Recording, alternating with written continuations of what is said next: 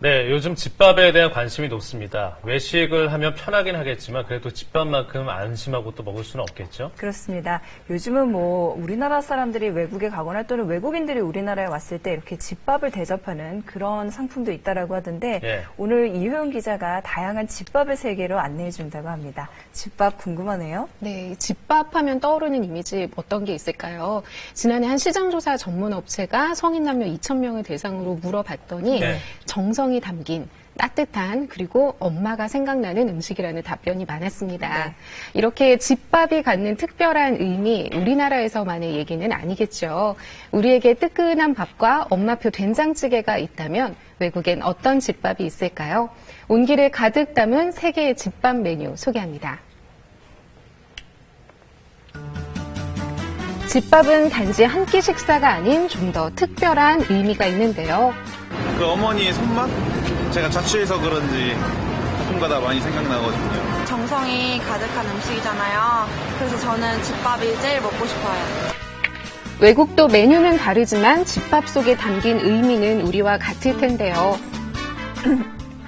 불가리아의 집밥을 만나기 위해 현지인 요리사가 운영하는 한 식당을 찾았습니다. 안녕하세요. 안녕하세요.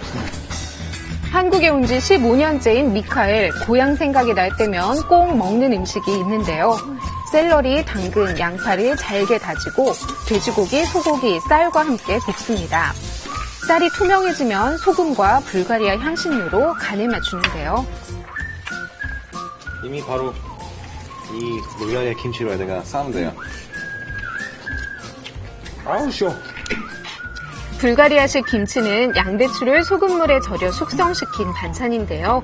여기에 볶음밥을 넣고 돌돌 말아주면 재료의 풍미가 진해지고 수분이 날아가는 것도 잡아줍니다. 이제 오븐에 넣고 2시간 정도 찐 후에 요구르트를 얹으면 삶아가 완성되는데요. 장수의 나라 불가리아는 세계적인 낙농 국가로 유제품이 발달해서 집밥에도 요구르트를 곁들이는 경우가 많습니다. 불가리아 식탁에 빠지지 않는 또 하나 바로 샐러드인데요. 오이, 토마토, 양파는 먹기 좋게 자르고 구운 피망과 함께 올리브유에 버무려줍니다. 마지막으로 꼭 들어가야 하는 재료가 있는데요. 샤프크 샐러드 제일 중요한 거는 바로 이 치즈입니다. 토마토에서 나온 아시드, 신맛, 치즈에서 나온 짠맛, 그리고 파프리카에서 나온 단맛이 그 샐러드가 굉장히 맛있어요. 신기하고. 우리나라 밥과 김치찌개처럼 자주 먹는 음식이라는데요. 맛은 어떨까요? 요거트랑 이제 볶음밥이랑 약간 조화가 잘 안 될 줄 알고 좀 호기심에 시켜봤는데 조합도 잘 돼 있고 되게 눈꽃처럼 치즈가 올라가가지고 보기도 예쁜데 뭔가 짭조름하게 한국인 입맛에 맞는 것 같아요. 다음은 영국입니다. 영국에서 즐겨 먹는 피쉬앤칩스는 들어보셨죠? 대표적인 집밥은 따로 있다는데요. 카티지 파이라는 그 요리법 준비할 거예요. 코티지란 시골의 작은 집을 뜻하는데요. 가난한 소장농이 귀한 고기를 알뜰히 먹기 위해 만든 음식이라고 합니다. 샐러리, 당근, 양파를 잘게 다진 후 익혀둔 소고기와 토마토 퓨레, 밀가루를 넣고 채소가 어느 정도 익을 때까지 볶아주는데요. 여기에 소고기 육수를 붓고 조리듯 끓여주면 재료에 간이 잘 배입니다. 이제 볶은 고기와 채소를 덮을 으깬 감자를 만들 건데요. 삶은 감자에 우유, 체더치즈, 버터를 넣고 곱게 으깨줍니다. 토마토 소스에 졸인 재료 위에 감자를 얹고 오븐에 구우면 되는데요. 감자를 으깰 때 농도를 너무 묽지 않게 해야 구웠을 때 모양이 잘 잡힙니다. 노릇노릇하게 잘 구워졌는데요. 다양한 채소와 고기를 한 번에 먹을 수 있어 영양도 풍부합니다.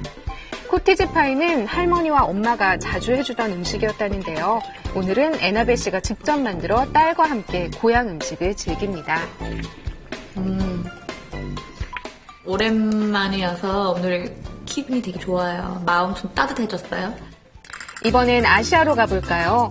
메콩강 주변의 비옥한 토지 덕에 쌀농사가 발달한 베트남. 쌀국수는 많이 드셔보셨죠? 쌀국수만큼이나 즐겨 먹는 음식이 또 있다고 합니다. 집에서는 물론이고 길거리 가게와 식당의 인기 메뉴 바로 바인새우인데요. 살짝 데친 새우를 돼지고기와 함께 볶아줍니다. 고기가 익으면 부추와 속주를 넣어 속재료를 만들어주세요. 그리고 반죽은 밀가루가 아닌 쌀가루와 강황가루를 섞어 만듭니다. 반죽의 농도를 묽게 해서 부치면 밀가루보다 바삭한 식감을 느낄 수 있는데요. 앞뒤로 노릇하게 부친 뒤 속재료를 얹고 반으로 접어줍니다. 우리나라의 해물파전 같기도 한데요. 베트남 부침개의 고소한 맛 느껴지시나요? 다음에 만나볼 집밥은 터키의 케밥입니다. 케밥은 유목민들이 간편하게 고기를 구워 먹던 것에서 유래됐는데요. 닭가슴살을 먹기 좋게 자른 후 간이 잘 배게 소금, 후추, 향신료에 조물조물 묻혀주세요. 이렇게 하면 닭고기 특유의 향도 없앨 수 있습니다. 이제 준비된 재료를 꼬치에 꽂아주면 되는데요. 꼬치를 꽂을 때는 순서는 상관이 없습니다. 하지만 고기를 꽂을 때 레몬을 옆에다 꼭 꽂아주셔야만이 향도 좋고 그리고 잡내도 없앨 수가 있습니다. 이렇게 오븐에 20분 정도 굽는데요. 파프리카, 감자, 방울토마토 등 원하는 재료를 꼬치에 꽂아 굽기만 하면 되니까 터키 케밥도 손쉽게 만들 수 있겠죠. 볶음밥까지 곁들이면 한 끼 식사로 충분합니다. 마지막으로 간단한 조리법이 발달한 일본, 도시락, 주먹밥, 그리고 덮밥이 유명하죠. 그 중에서도 쉽게 만들 수 있는 닭고기 덮밥, 오야코 돈부리를 즐겨 먹는다는데요. 닭가슴살과 양파를 볶은 후 생강, 대파, 멸치, 갓소부시를 우려낸 육수를 붓고 설탕과 간장으로 간을 맞춥니다. 이제 달걀을 풀어서 넣으면 덮밥 재료가 완성되는데요. 뜨끈한 밥에 얹으면 됩니다. 우리나라 비빔밥과 달리 비비지 말고 젓가락으로 떠먹는 것 잊지 마세요.